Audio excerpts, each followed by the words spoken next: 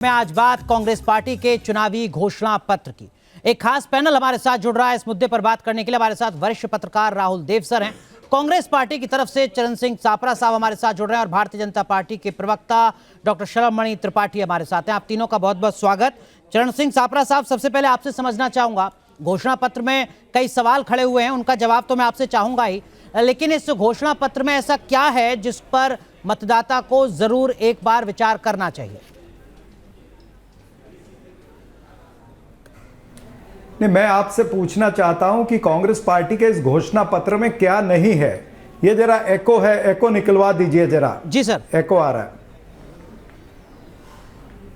ये जो घोषणा पत्र आया है या जो न्याय पत्र आया है, ये न्याय पत्र राहुल गांधी जी की जो 2 यात्राएं हुई है, भारत जोड़ो यात्रा और भारत जोड़ो न्याय यात्रा, जिसमें वो व्यापक रूप से जनता के बीच रहे हैं, जनता से जुड़े हुए मुद्दे उन्होंने समझे हैं, उन मुद्दों को लेकर के पार्टी के अंदर व्यापक चर्चा करके इसके ऊपर ये घोषणा पत्र बना है।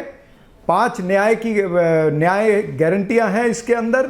नारी न्याय, कृषि न्याय, भागीदारी न्याय, श्रमिक न्याय, किसान न्याय, ये तमाम सारी चीजें हैं। और इन 5 टाइटल के नीचे 25 गारंटियां हैं जो हमने देश की जनता के सामने रखी है। मैं उदाहरण के तौर पर आपको बताना चाहूंगा कि युवाओं के लिए 30 लाख सरकारी नौकरियां ये हमने देने का वादा किया है। 1 साल की अप्रेंटिसशिप की गारंटी, 5,000 करोड़ रुपया जो स्टार्टअप फंड है, पेपर लीक के लिए कड़ा कदम, नारी न्याय के लिए एक महिला को 1 लाख रुपए सालाना, केंद्र सरकार की नौकरियों में 50% आरक्षण, आशा वर्कर, आंगनवाड़ी वर्कर या मिड डे मील की वर्कर जो है उनकी सैलरी में बढ़ोतरी होगी, अधिकार मैत्री होंगे हर पंचायत के अंदर, वर्किंग लेडीज के लिए हॉस्टल होगा। इसी तरह से किसानों के लिए हमने रखा है, इसी तरह से श्रमिकों के लिए हमने तमाम सारी चीजें रखी है। ये हम जनता के मुद्दे जनता के बीच लेकर के जा रहे हैं। जो भारतीय जनता पार्टी की सरकार ने 10 साल अन्याय किया है, उसके विरुद्ध में ये न्याय पत्र है। त्रिपाठी साहब,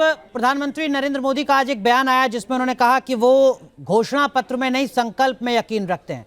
कांग्रेस पार्टी की तरफ से तमाम बड़े वादे किए गए हैं चुनाव से पहले, क्या आपको लगता है कि इसका वाकई कोई असर होगा मतदाताओं के बीच? देखिए, आपने अनुराग जी इतनी तवज्जो दी कांग्रेस पार्टी के घोषणा पत्र को, तब तो आज शायद कुछ लोगों को पता चला हो कि कांग्रेस पार्टी का घोषणा पत्र भी आया। सोशल मीडिया पे भी हम लोग हैं, तमाम जगहों पे, तमाम प्लेटफॉर्म्स पे भी हैं। बहुत सारे लोगों को तो याद ही नहीं है कि हाँ कांग्रेस पार्टी का घोषणा पत्र भी है। क्यों ऐसा क्यों होता है? जब आपकी क्रेडिबिलिटी खत्म हो चुकी होती है, जब आपका कैरेक्टर लोग समझ चुके होते हैं, जब आपके क्रेडेंशियल्स कुछ नहीं बचते हैं, तब लोग कोई उम्मीद आपसे नहीं पालते। और न्याय यात्रा की बात कर रहे थे अभी हमारे साथी कांग्रेस पार्टी के, अभी तो हम सब ने कल ही वो वीडियो देखा है कि न्याय यात्रा में जो बेचारे जो गरीब ट्रक ड्राइवर गए हुए थे, उनको तक तो आपने तनख्वाह नहीं दी। वो बेचारे रोते हुए तमाम कांग्रेस दफ्तर पे जा रहे थे कि भाई हमारा पैसा दे दीजिए। न्याय यात्रा निकाली थी राहुल गांधी जी ने, उसमें जो श्रमिक गए थे, उसमें जो तमाम आर्थिक तौर पे कमज़ोर लोग गए थे, तमाम माताएं बहनें गई थी जो अपना वहाँ मेहनत मजदूरी करने गए थे, कुछ ना कुछ वो वेंडर थे, उनको तक तो आपने पैसे नहीं दिए। तो आपकी क्रेडिबिलिटी खत्म हो चुकी है। आज इस देश में अगर किसी की क्रेडिबिलिटी है, किसी का कैरेक्टर है, तो वो इस देश के प्रधानमंत्री श्री नरेंद्र मोदी जी हैं, जो डंके की चोट पे जो कहते हैं वो पूरा करते हैं। और इसीलिए हम कहते हैं कि हमारा घोषणा पत्र नहीं होता, हमारा संकल्प पत्र होता। और हम जब संकल्प पूरे करते हैं तो सबसे ज्यादा तकलीफ अगर किसी को होती है तो इन्हीं लोगों को होती है। प्रधानमंत्री जी ने संकल्प लिया था कि धारा 370 हटेगी, हट गई। प्रधानमंत्री जी ने संकल्प लिया था कि राम मंदिर बनकर खड़ा होगा, राम मंदिर बनकर खड़ा हो गया। प्रधानमंत्री जी ने संकल्प लिया था कि ट्रिपल तलाक खत्म होगा, खत्म हो गया। प्रधानमंत्री जी ने संकल्प लिया था कि हर माता बहन को उज्ज्वला स्कीम के जरिए गैस मिलेगी, मिल गई। हर गरीब को आवास मिलेगा, मिल गया। हर किसान भाई तक किसान सम्मान निधि पहुंचेगी, मिलने लगा। हर घर तक शुद्ध जल पहुंचेगा, हर घर जल की योजना आ गई, राशन मुफ्त में बंटने लगा। ये होती है गारंटी। मोदी जी की गारंटी के आगे ये सारे इनके जो घोषणा है, इनके जो वायदे, वो फेल है। सापरा साहब, संक्षेप में, फिर मैं राहुल देव सर के पास जाऊंगा। नहीं, ये क्रेडिबिलिटी की बात करते हैं। इनकी क्रेडिबिलिटी तो पूरे देश ने देख ली है। इन्होंने 15 लाख रुपए हर एक के अकाउंट में देने थे, 2 करोड़ नौकरियां प्रति वर्ष इन्होंने देनी थी, किसानों की आय दुगनी करनी थी 2022 तक। क्या हो गया? कहां गई क्रेडिबिलिटी आपकी? आपने महिला के ऊपर अत्याचार होने की बातें की थी। हमारी जो मेडल विजेता महिलाएं हैं वो सड़कों पर पड़ी गई, पुलिस ने उनको रौंदा, उन्होंने उनको जाकर के अपने मेडल जो है वो प्रधानमंत्री की दहलीज पर रखने पड़े हैं। ये प्रधानमंत्री की क्रेडिबिलिटी है क्या? क्रेडिबिलिटी पर आपकी पर सवाल खड़ा हो रहा है। देखिए देखिए 15 लाख तो इस देश में जिन लोगों ने मोदी जी को वोट दिया था उनसे बात करिए, उनको तो उसी दिन मिल गए जब इस देश में भव्य राम मंदिर बनकर खड़ा हुआ। लोगों को लगा कि देखिए हमारी आस्था का कितना बड़ा सम्मान हुआ। 15 लाख तो उस दिन मिल गए जब कांग्रेस पार्टी के नेताओं के यहाँ छापे पड़े और 500 करोड़ रुपए बरामद हुआ। आपको याद होगा चरण सिंह जी, आपके कांग्रेस पार्टी के एमपी थे, इतने ज्यादा पैसे मिले कि नोटों की मशीनें खराब हो गई, नोटों की मशीनें ने काम करना बंद कर दिया। और वो पैसा कहां गया? वो किसान सम्मान निधि में गया, वो आयुष्मान योजना में गया, 5-5 लाख रुपए के बीमे के तौर पे गया, वो जो है वैक्सीन में गया, मुफ्त वैक्सीन में गया। आपको दिखता नहीं क्या? वो राशन में गया।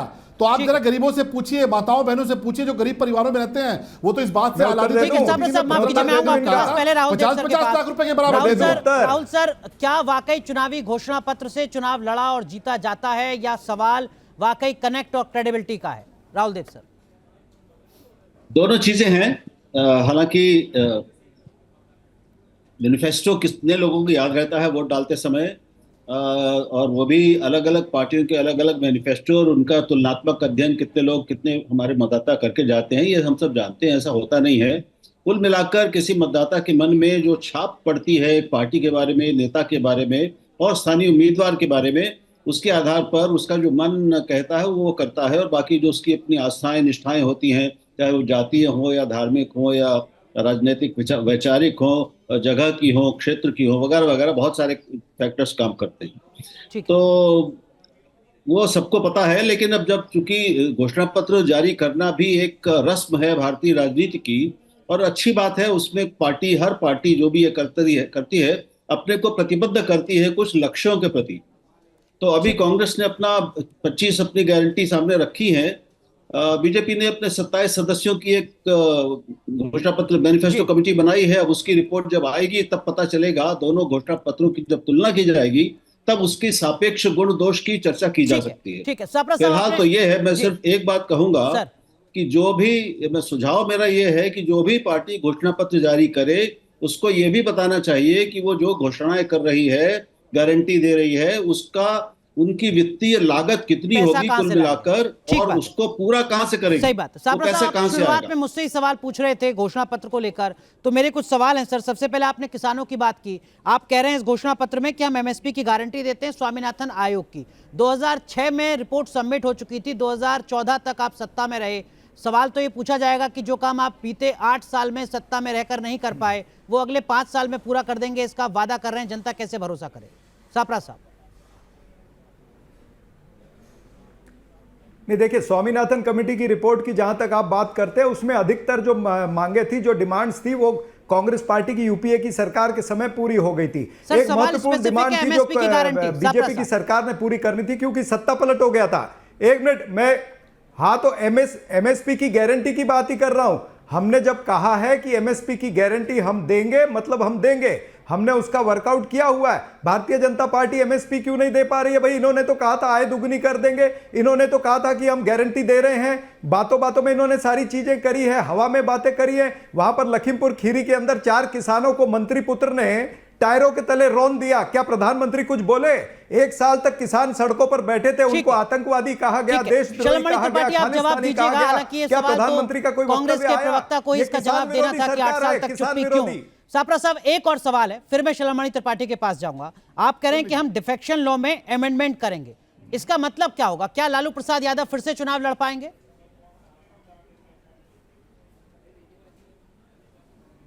नहीं, इसको हम एलैबोरेट करेंगे आने वाले दिनों में, तब आपको पता चलेगा कि इसमें क्या होगा। अभी कंफ्यूजन है या क्लैरिटी नहीं है? ये सरकार अभी एजेंसियों का दुरुपयोग कर रही है ना, कोई कंफ्यूजन नहीं है, क्लैरिटी है। लेकिन क्लैरिटी आज हम मीडिया पे नहीं बताना चाहते हैं। सवाल यह है कि जिस तरह से ये सरकार जो है एजेंसियों का दुरुपयोग कर रही है, सारे कानूनों को तोड़ मरोड़ कर रही है, संविधान की रक्षा नहीं कर रही है, संविधान को तोड़ मरोड़ करके ये मनुस्मृति लाना चाहते हैं, हम उसके विरुद्ध हैं। एक बहुत बड़ा संदेश जनता के बीच में लेके जा रहे हैं। सवालों के साथ ही मैं आपके पास आऊंगा। ये कह रहे हैं कि हम एमएसपी की गारंटी देंगे, ये अलग बात है कि 8 साल तक एमएसपी की गारंटी नहीं दे पाए। ये कह रहे हैं कि हम डिफेक्शन लॉ में अमेंडमेंट करेंगे। मेरे जहन में यही सवाल आता है कि क्या लालू प्रसाद यादव फिर चुनाव लड़ पाएंगे?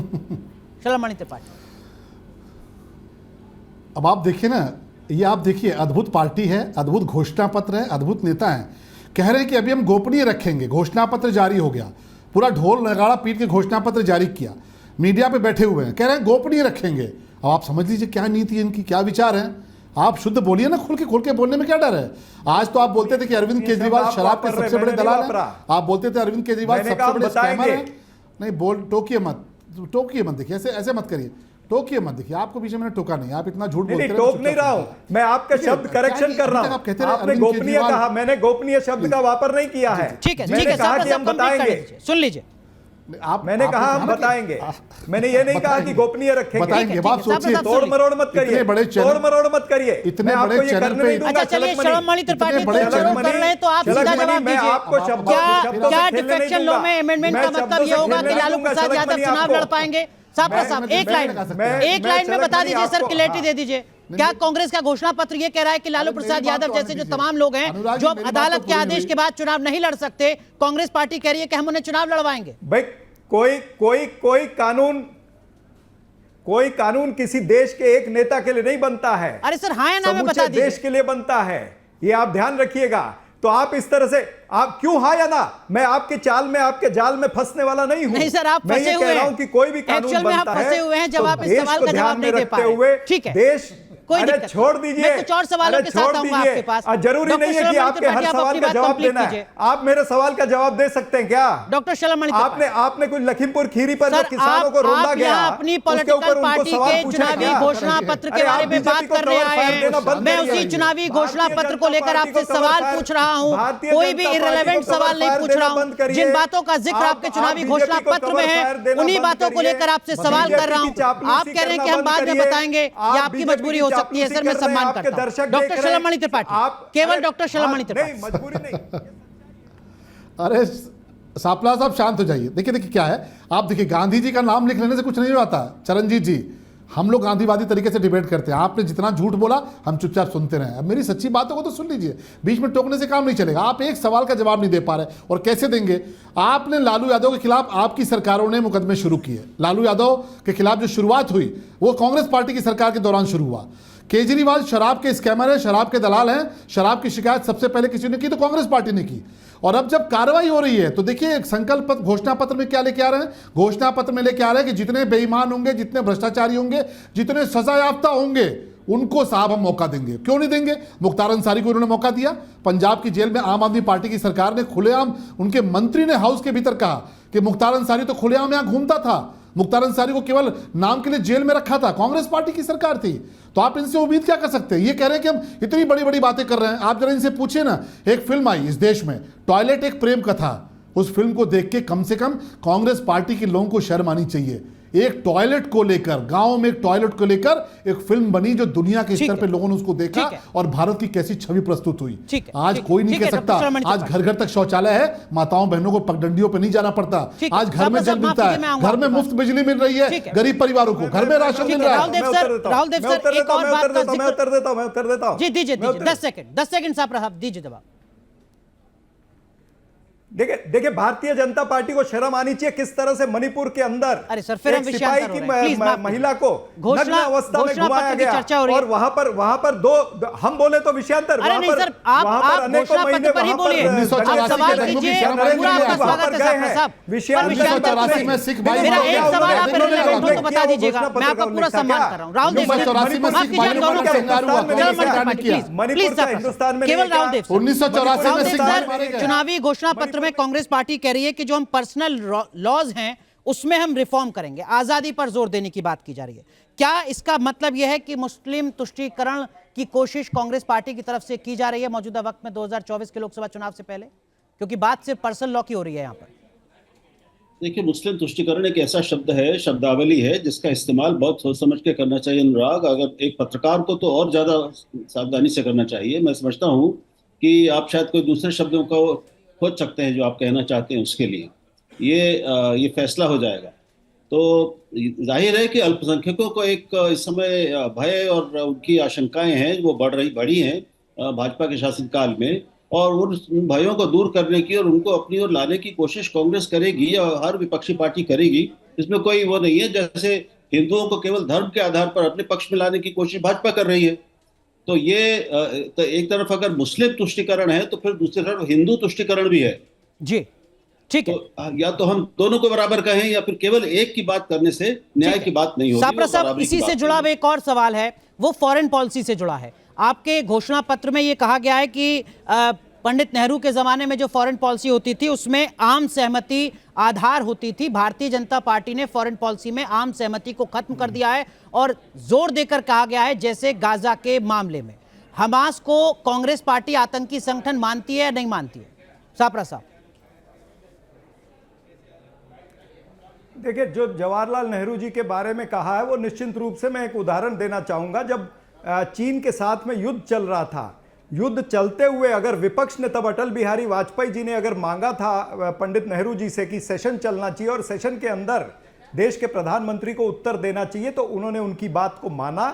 युद्ध चलते हुए उन्होंने सेशन बुलाया और सेशन के अंदर जो विपक्ष की प्रश्न थे उन प्रश्नों का उन्होंने उत्तर दिया। इसको कहते हैं कि विपक्ष को साथ में लेकर के चलना। लेकिन आज की जो मौजूदा सरकार है वो एक तरफा अपनी राजनीति करना चाहती है, एक तरफा विदेश पॉलिसी बनाना चाहती है। और हो क्या रहा है, जितने हमारे नजदीक के पड़ोसी हैं उन सबके साथ हमारे जो है संबंध वो खराब हो चुके हैं। चाहे वो श्रीलंका थोड़ा कम है, चाहे वो म्यांमार है, आम सहमति के संदर्भ में गाजा का जिक्र किया गया, इसलिए मेरा सवाल था सर कि क्या हमास को कांग्रेस पार्टी आतंकी मानती है या नहीं मानती है?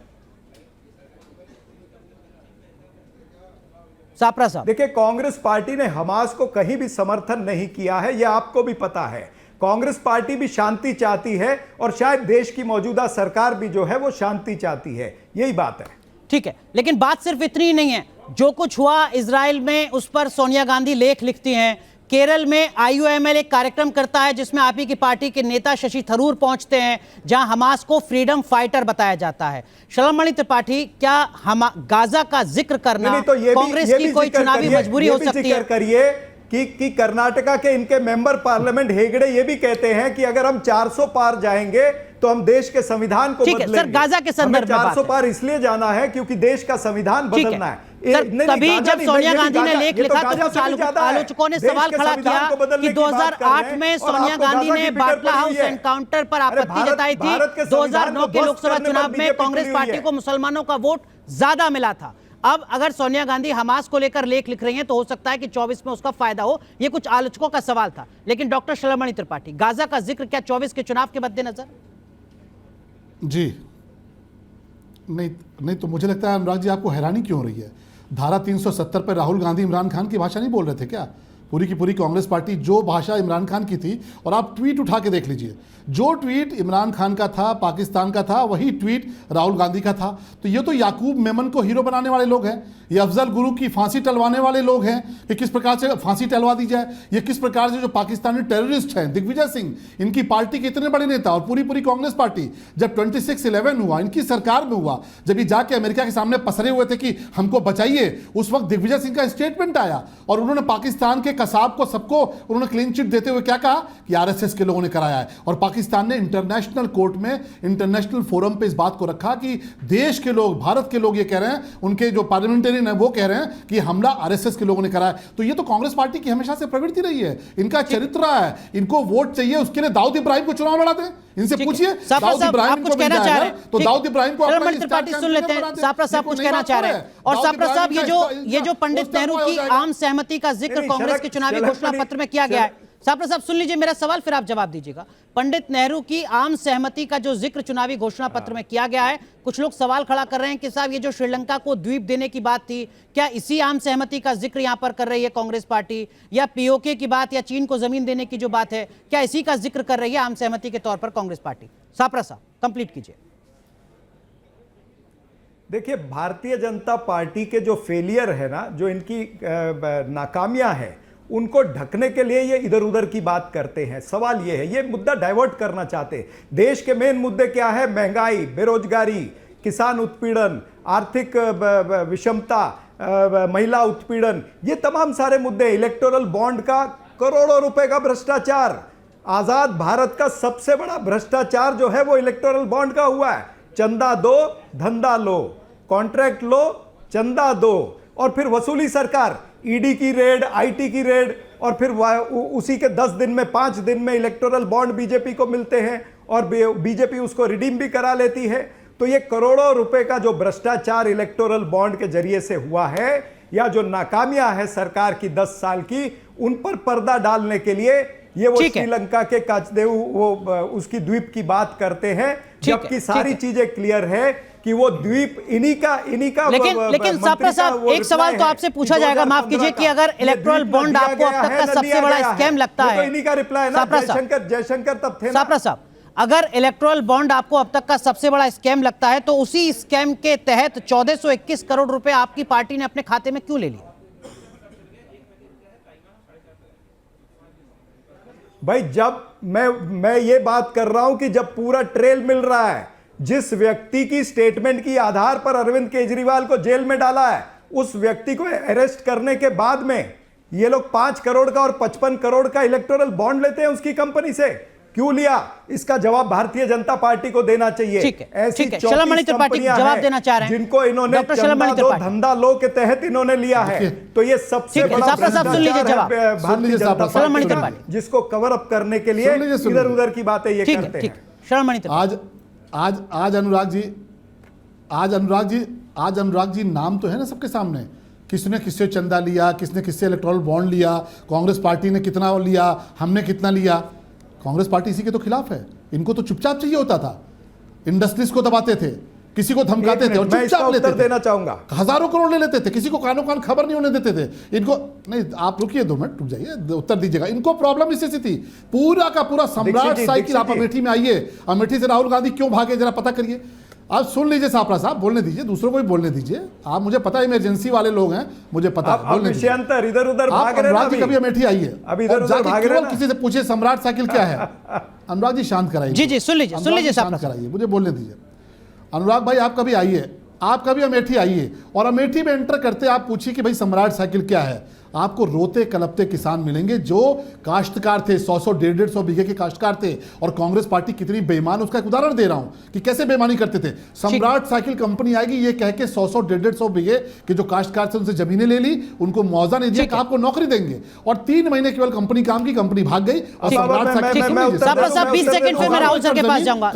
गांधी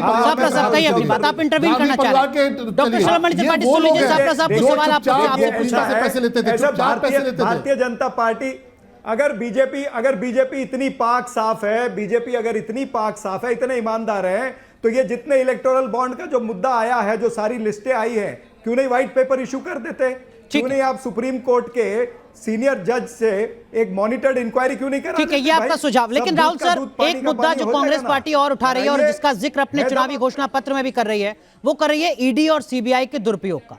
2007 में यही ईडी कहती है कि मुलायम सिंह यादव के पूरे परिवार के खिलाफ आय से अधिक संपत्ति के सारे सबूत हमारे पास मौजूद हैं। और जुलाई 2008 की परमाणु डील में जब यूपीए सरकार गिर रही होती है, तो वही मुलायम सिंह यादव अपनी पार्टी के साथ सरकार को बचाते हैं और उसके बाद ईडी अपनी क्लोजर रिपोर्ट लगा देती है।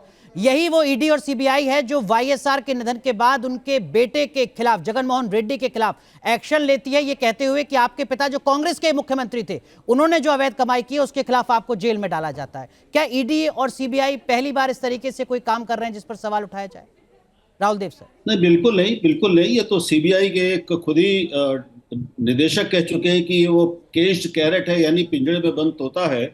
तो इससे तो कोई भी इनकार नहीं करेगा। लेकिन सवाल ये है कि ये जो पहले हुआ उसके आधार पर क्या आज जो हो रहा है उसको सही ठहराया जा सकता है? आज जो लोग अपने अपने को नैतिक रूप से श्रेष्ठ होने का दावा करते हैं, ज्यादा ईमानदार होने का दावा कर रहे हैं, चाहे वो पार्टी हो या कोई इंसान हो, क्या उसको ये नैतिक अधिकार मिल जाता है कि पिछले पापों के आधार पर वो अपने पापों की इजाजत ले ले? ठीक, ये तो बिल्कुल अजीब बात है। सबने किया है। फाइनल कमेंट आपका?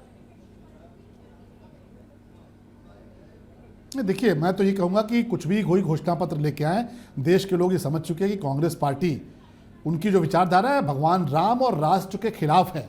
और ये इतिहास रहा है, नोट कर लीजिए अनुराग जी, आप इसको देखिएगा कि जिसने भगवान राम के साथ और राष्ट्र के साथ गद्दारी की, उसको उसका सबक झेलना पड़ा है। भगवान राम के साथ गद्दारी स्वीकार नहीं और राष्ट्र के साथ गद्दारी स्वीकार नहीं। सापड़ा साहब, सुपड़ा साफ हो जाएगा। अब की अमेठी से वायनाड भागे हैं, वायनाड के इटली का टिकट कटवा लीजिए, इटली का टिकट कटवा लीजिए अपने राजा बाबू का।